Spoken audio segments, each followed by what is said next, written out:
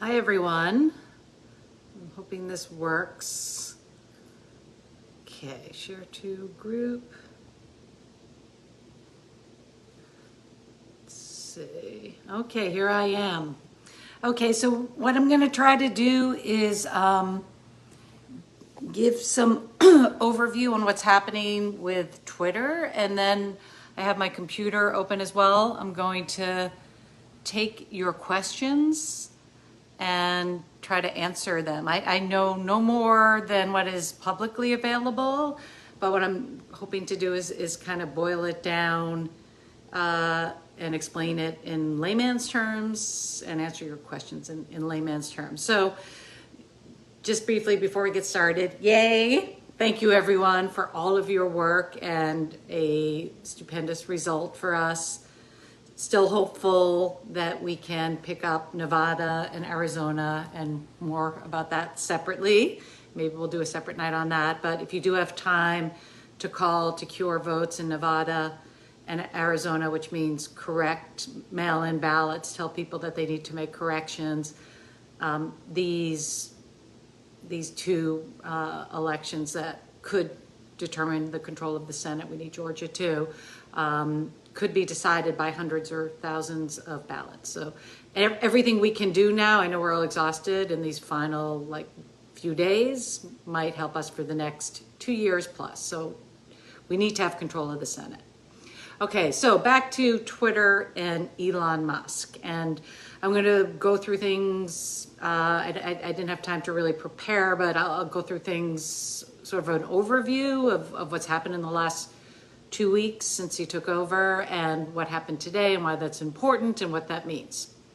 Okay, so up until April, Twitter is a public company. And what that means is it's owned by shareholders. There might be shareholders that own a lot of it.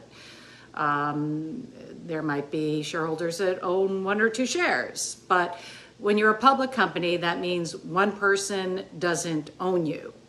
It means that you answer to your shareholders in a sense. There might be, again, some shareholders that have big stakes and they get more information because they, have a direct tie to management. But generally, public companies are accountable to their shareholders. So Elon Musk made a bid for Twitter in April, as we all recall. A lot of us were alarmed at that point. I was pretty alarmed. And then the value of Twitter stock fell, and a lot of tech stocks have fallen. And he basically tried to walk. And the short of it is he was legally bound. He had signed an agreement to buy the company. He went to court, or Twitter took him to court to close the deal. And he did have to close the deal. He didn't wait for the court to actually render its verdict, but he was smart enough to know, or his lawyers were smart enough to tell him, he was going to have to close. As of the day he closed, he had paid $54.20 per share. He had agreed to pay that. That total purchase price was $44 billion. At the time he closed, depending how you look on it, the company was already worth about half of that. So he was basically paying double what the company was worth. So he was already way underwater. He was way underwater, and everyone who agreed to be part of this deal in April was way underwater, including a group of banks. These banks had agreed, when he made his tender for the company and agreed to buy the company at $44 billion, the banks had agreed to lend him 13 of the $44 billion. And that's something I was trying to point out in my Facebook post today, and why it's super important. It's something called capital structure, which in very layman's terms is when a bank makes a loan like this for a buyout for the company to go private. And by private, I mean it's no longer a public company. There's no more stock of Twitter. That's the difference between public and private. But when they make a loan, they get paid out first. What that means is, backing up, I said to you, he paid 44 billion. At the time he closed, it was worth somewhere in the range of 20 to 25 billion. The banks are going to get 100 cents on the dollar before anyone else gets anything. Okay, so say for example, at the time he closed, the company was worth half of that, 22 billion. Before Elon and his group of investors and whatever other forms he financed the rest of the deal, before they would see a penny of value, they first have to pay out these banks 13 billion. So that's a point that when he talks about bankruptcy and why bankruptcy, why stepping back and doing it in a quick chart, these banks that he owes 13 billion, in addition to owing them that money, he has to pay them interest each year. And each year, roughly, given where rates are now, bank loans are floating rate, but given where interest rates are now, he owes those banks roughly $1 billion of interest per year. So where does that money come from? That money has to come from Twitter making money. And how has Twitter made money? Twitter has made 90% of its income or revenue from advertisements. So now that's sort of the overall metric. And a couple of people have commented on the Saudis. So the only thing that I have read that is public, that seems to be true, the Saudi king, former king prince or king prince, whatever, one of the Saudis had a big stake in Twitter, as did Jack Dorsey. And they agreed with Musk to basically roll over their shares into an investment in Twitter. So rather than getting cashed out when he bought Twitter for 44 billion, they agreed to do sort of like a pay in kind of switch, where say you had $2 worth of Twitter stock, now you have $2 worth of Elon's Twitter. So that's how the Saudis that we publicly know of are involved.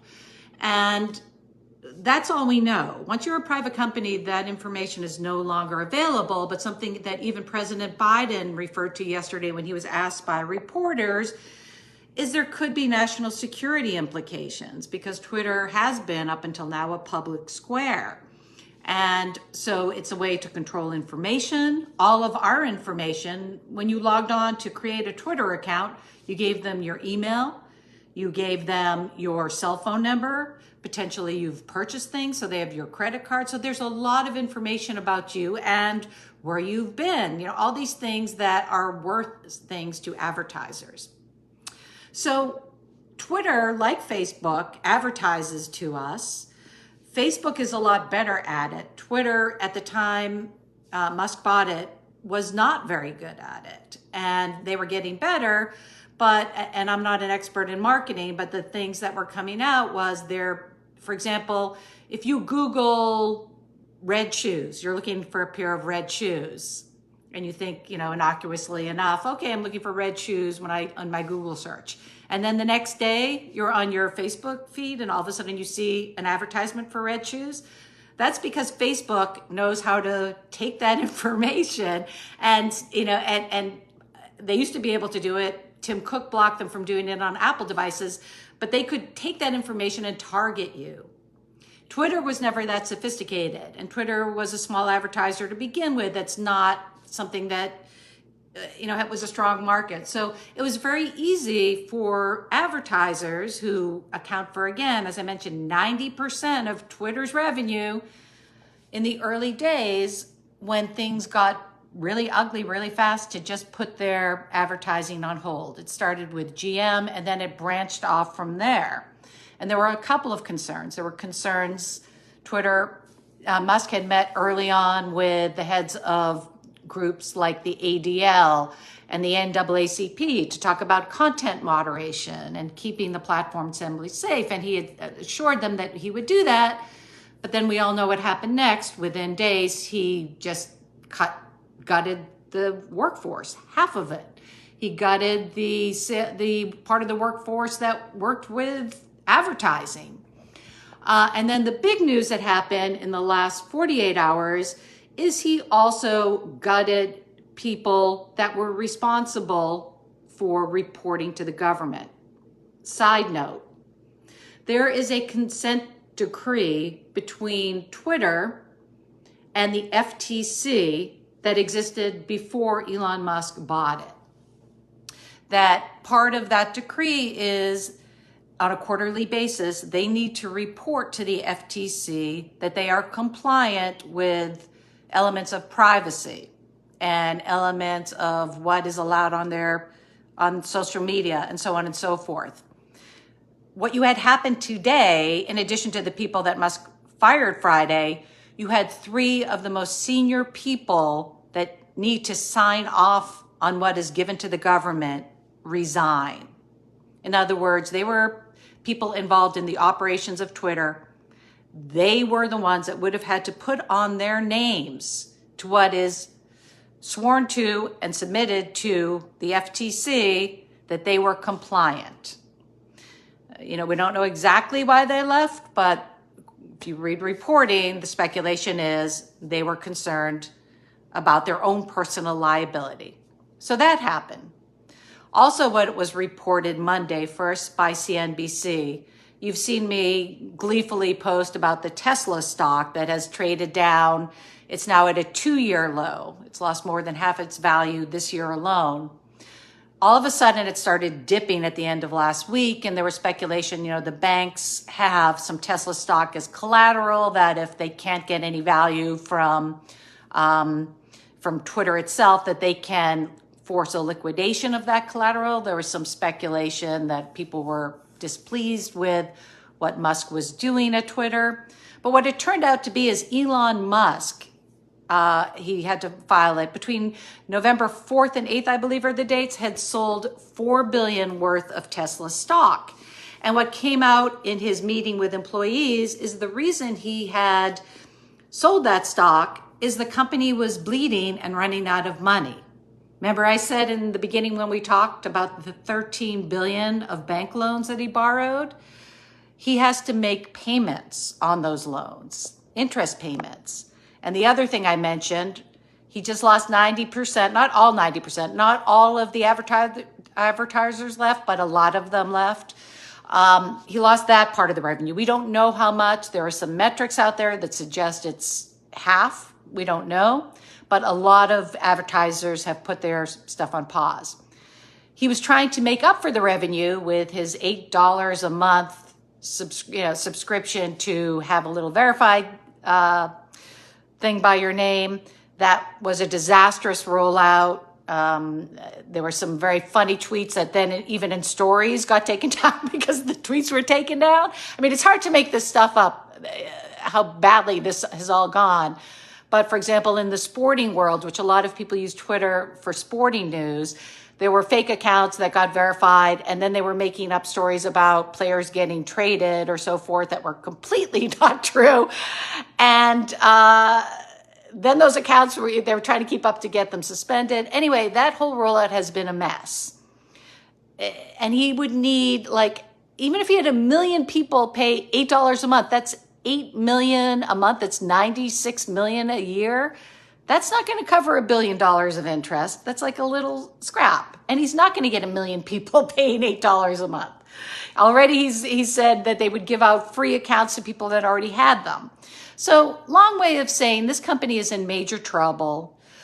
Elon Musk has been operating by the hip, which I'm no expert on Silicon Valley, but I've heard experts on CNBC say you can break things in Silicon Valley and fix them. That doesn't work for a company that's a software company. It's been a disaster. And so it all culminated, and when I joyfully tweeted, all of a sudden today, there was a headline that he told the employees that he might have to file bankruptcy.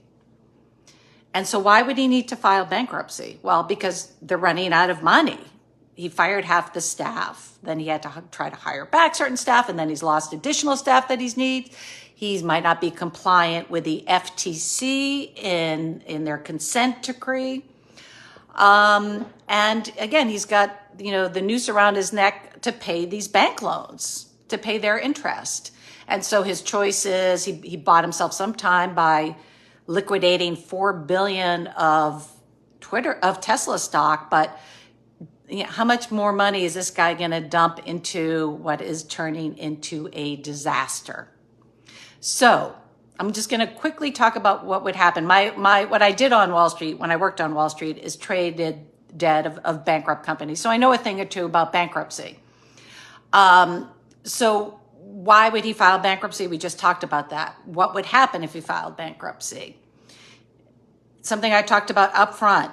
He would need to repay the $13 billion of bank loans before he and the Saudis and Jack Dorsey and whoever else, what's the guy who used to run Oracle? Larry Ellison supposedly has $1 billion in on this. Before any of them saw a cent, the banks would need to be paid out whole. Would it stop the FTC and everyone else from coming up against him? Perhaps. What it would probably more likely lead to would be a change of ownership. Usually when a company goes into bankruptcy, it's to reduce their debt or change, but he doesn't own it right now. If he goes into bankruptcy and Twitter is worth less than $13 billion, the banks will own Twitter. That's basically how it works. Because you got to give them 100 cents. If you don't have enough value in the company to give them that, then the banks will take ownership. So long way of saying, we don't know what will happen, if he will put it in bankruptcy or not.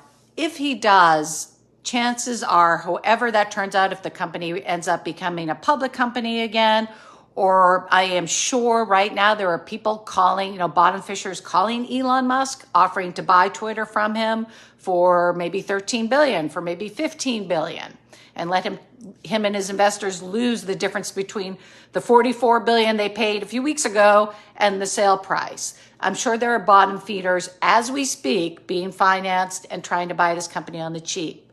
The good news for those of us who left because of Musk and what we feared would happen actually happening and be turning into a cesspool is with a change of ownership. I think they would pretty quickly see that this has not worked as a shoot from the hip, new version of Trump social. It's just not going to happen. People found other places to communicate, and people are just not going to stay there. So there probably would be over time, and again, this is happening so quickly and there's no precedent, so we don't know how quickly that would happen, a change in ownership. But short of that, is there a way for him to fix this? I don't know. Not my area of expertise, but I'd love to take your questions on what is my expertise, which is finance, and what's going to happen next. What banks would that be that would be in a takeover bankruptcy? The banks are, and it's not publicly available who the banks are in the $13 billion bank loan. But the way the bankruptcy court works is whoever those banks are, their loans come first. So if the company is only worth $10 billion, they get repaid in part by taking the equity of the company. They would own the company. If there's enough value to pay them back, the banks with the $13 billion, they'll take their $13 billion back, and then whatever's left over will be divvied between the rest of the cap structure. So that's the answer. Do you think Facebook, Instagram should be able to expand on the Twitter drop? I don't know. I would hope that, the difference between Facebook and Twitter, Zuckerberg has a very big holding stake in Facebook, and his metaverse rollout has been a disaster. I kind of hoped that they would see what was happening and, given the opportunity, want to really do a great job in cleaning up Facebook and Instagram and doing a better job. But if you've been on Twitter, it served a lot of great purposes, but it's always been, kind of a cesspool. It's now even a worse one. Facebook is actually a lot better about moderating even before all this. So Facebook does have an opportunity to clean up itself and do something. But the usage of Twitter and the whole idea of a feed and being able to report things, it served a different purpose. So it's not we can do a lot of the same things on Facebook, but it's not exactly the same. Can the banks hire Dempsey to run the new Twitter? Jack Dorsey. The banks would not take ownership. What they would do if the value of Twitter were less than 13 billion, they basically what happens, and this is what I used to do, people would buy the bank loans as a way to take control of the company. So say, for example, Chase Manhattan Bank owned 13 billion. And now the value of the company, instead of being 13 billion, is 11 billion, and they own the company. Chase Manhattan Bank doesn't want to run Twitter. What would happen is they would now control the company.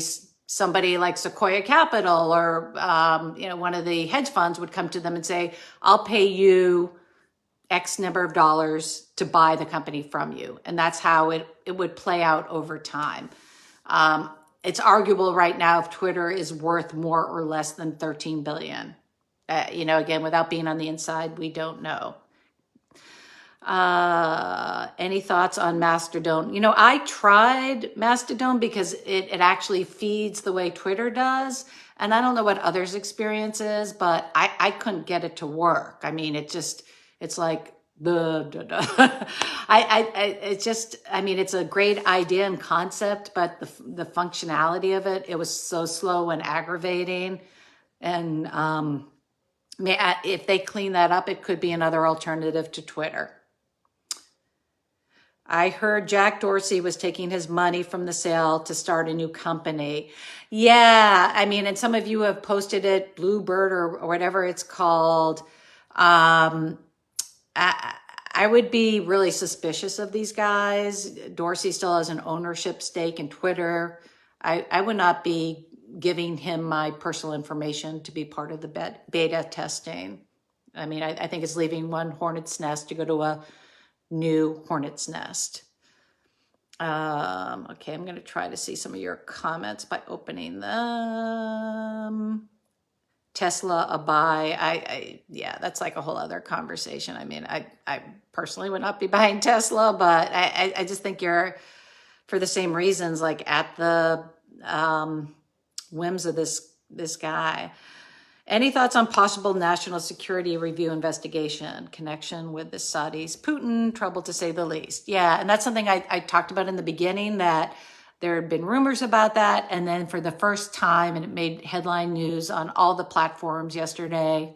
I believe it was yesterday. Yeah, when Biden spoke about the election, about midterms, and afterwards in the Q&A, a couple of the reporters pressed him on whether there was a national security issue, and it was the first time that he actually said yes.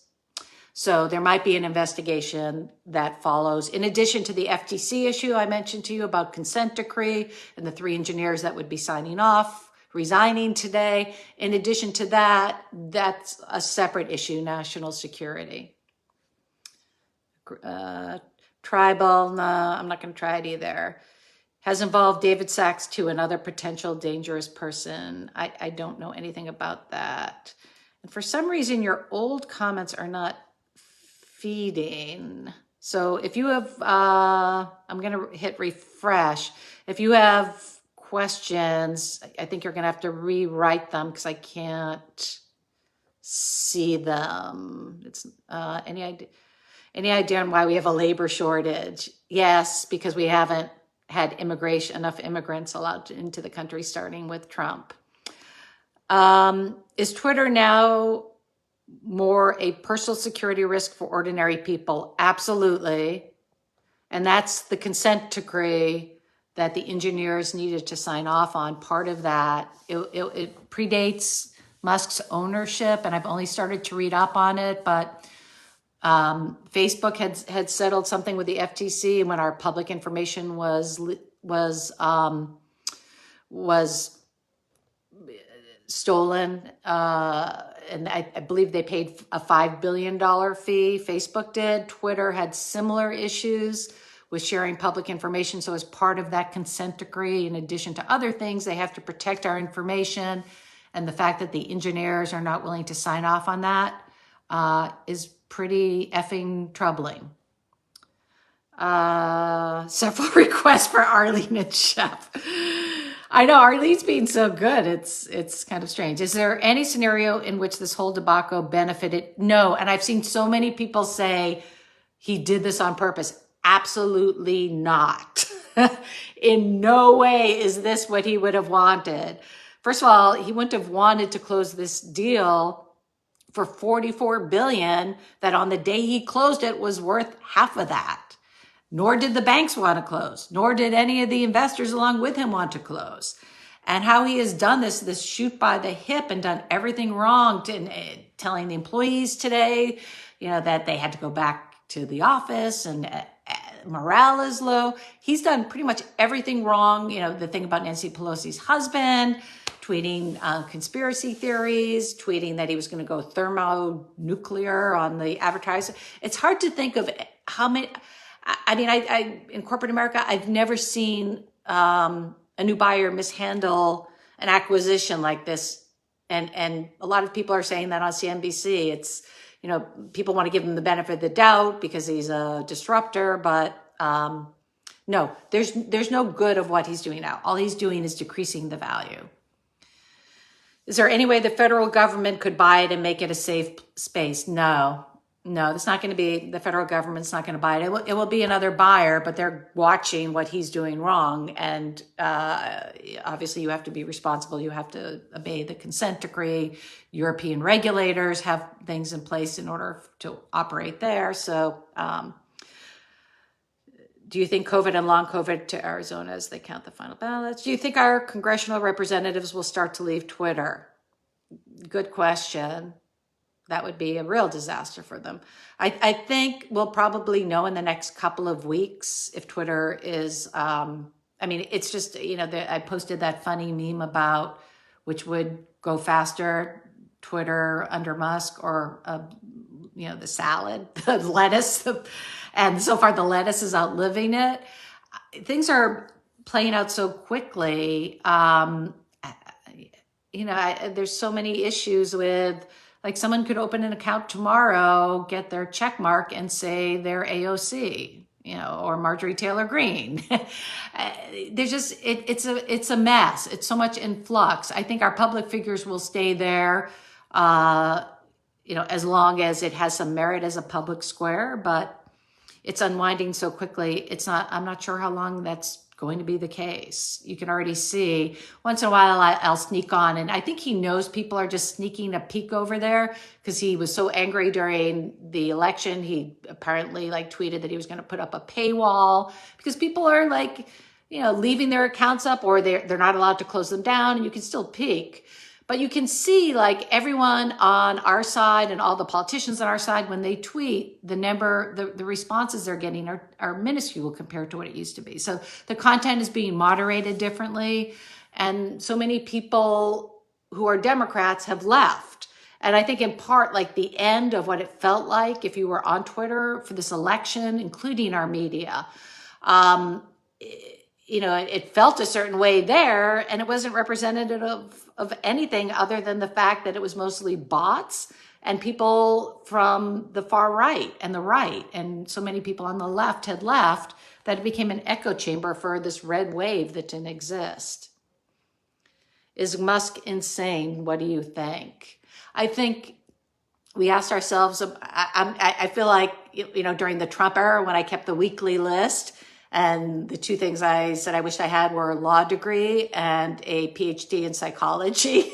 I think I have to say, the reason I left Twitter, and I was one of the first ones, right after, to just, I haven't let my account is still there because I didn't think he was going to last long. And eventually, if somebody reputable takes over, I'll go back. But he reminded me so much of Trump when Trump won, and he started floating these grandiose ideas. And it wasn't because he wanted our feedback. It was because he wanted to show us that he had all the power. Trump did that too. Remember, when he first was elected, he pretended that, that he really wanted feedback and he wanted it to be all about the people, but it was never about that.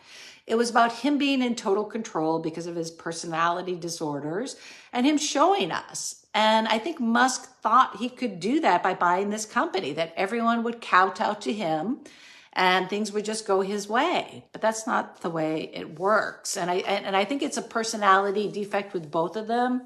They were both born with a lot of money. They're both narcissists and megalomaniacs. But beyond that, they're both desperate for control and to be liked. And anyway, so that's all I know about psychology. If we buy the check, does he get a truckload of our data? He already has a truckload of our data either way, but then he has an additional truckload. I've heard from people that are trying to get verified that you have to give your passport or your license to get verified.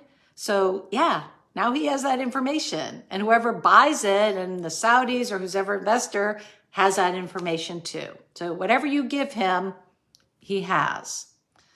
Do you know the percentage of Tesla stock that he owns? No, I don't. Why are we not hearing Howard Hughes and Elon Musk? I don't know enough about Howard Hughes would Trump select him as a VP? Oh my God, I don't even want to go there. I'll take a couple of more questions, and then also I'm going to leave this post up. And I now that the midterms are over and I have more time, if it's helpful, I was thinking of maybe doing something like this with more regularity, maybe once a week, to talk about politics, to talk about democracy. Anyway, if you have thoughts about that and what you'd like to hear, some people have asked me to go to TikTok. I'm not sure if I'm ready to do that yet, and my kids probably would not be too happy with it. But this is talking, I think, in this kind of communication, because people are feeling as if they don't trust the information they're getting. I'm hearing that. I'm trying to figure out how to mitigate that in some way. But I would say one thing that really helps if you were on Twitter and you're not anymore is to just, like, on your phone, get the apps for the New York Times or whatever it is, or CNBC. If you don't want to pay for things, CNBC is free, ABC News is free, NBC News is free. There's a lot of ways to get the news yourself. Once a week would be great. TikTok would be great. Okay, thanks everyone. Just leave your thoughts here. And if there's another one or two questions about Twitter and bankruptcy. Okay, everyone. Well, I just want to close out by saying thank you again for the fight. Let's all keep our eye on Nevada, because we can make our lives. We've worked so hard for 2 years to get to this point. I feel like we're on the 1 yard line and it's first and goal. So we have 4 shots to get, like Nevada and Arizona, versus having to start all over again.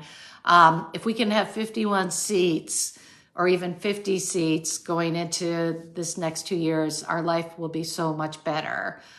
Including the fact if Clarence Thomas decides to leave the Supreme Court, if we don't control the Senate, Mitch McConnell is not going to let Biden's pick make its way through. So the Senate is so important. If you have an extra hour to volunteer for these 3 races, please do. All right. Good night, everyone. Thank you for spending the time with me. Good night.